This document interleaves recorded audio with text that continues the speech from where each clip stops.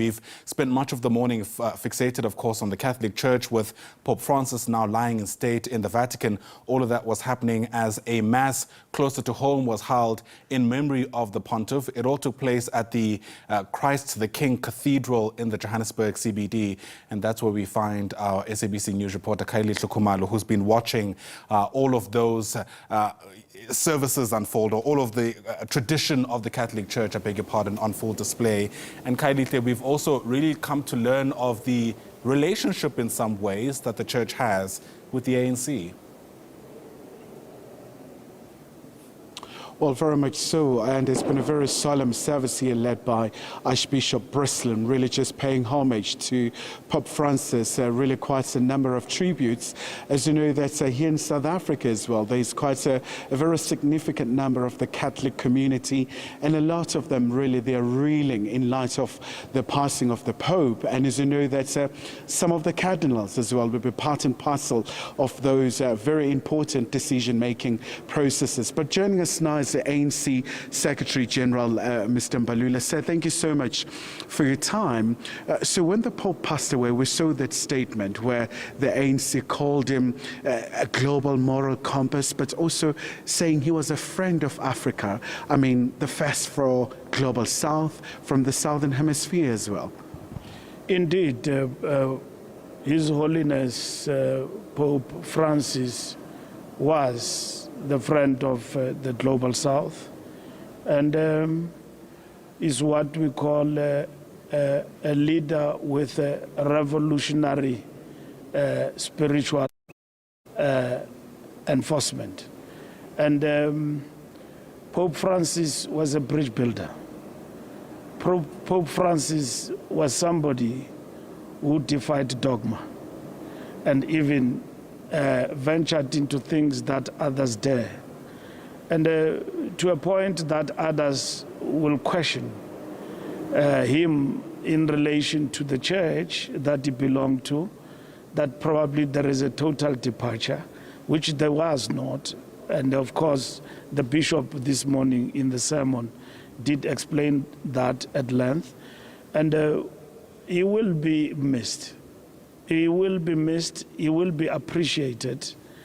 He was appreciated, not only by the Global South, but globally, the rest of humanity. Those with conscience appreciated Pope Francis. And just once again, Mr. Mbalula, we know that these are very challenging times globally, where a unifier was desperately needed given the geopolitical shift, the development with what's happening in the US, but also we know that he was quite vocal with the conflicts right here in the African continent, the situation in Ukraine, and we know that tomorrow President Ramaphosa will be hosting President Zelensky. So I would imagine that this is a very interesting time where all of this is really unfolding. Yes, it is interesting times. I mean, like I said, it was not dogmatic. I mean, the world, in terms of where it is today, we can see that the answer to world's problems is multipolarism, where nations work together. And then the answer to the world's problem in terms of global institutions of governance, like the United Nations that require reforms, is a rules-based arrangement, where in which sovereignty of states are actually respected.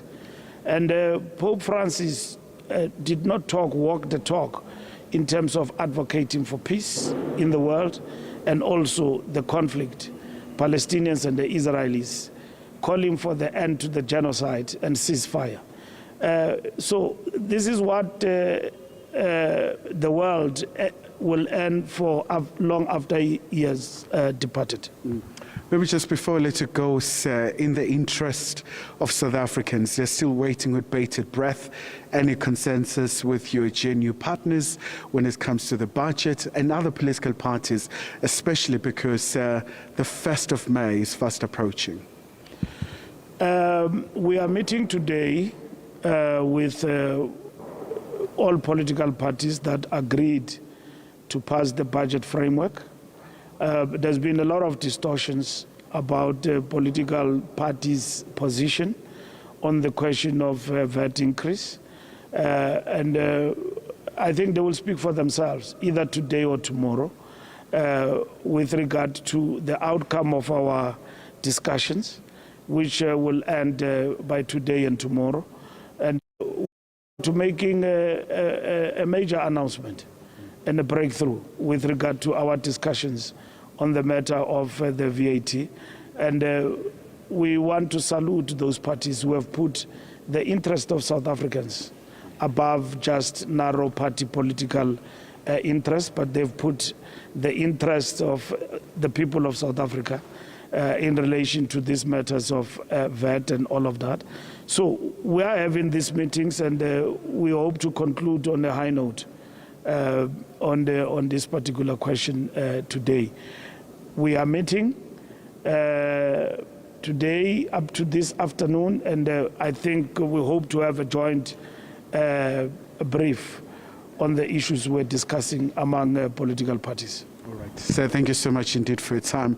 We know that you're rushing off now. So that's the situation here in the Cathedral in Johannesburg. Obviously quite an array of issues really also just coming to the fore. But all in all, a very important day for the Catholic, in fact, for all the believers across the world, as we know that Pope Francis will be laid to rest this coming weekend. And obviously his passing has precipitated messages from all corners of the world, from the royalty to the world leaders and so many others as well. Even right here in Johannesburg, we have seen also just an outpouring of condolences as well.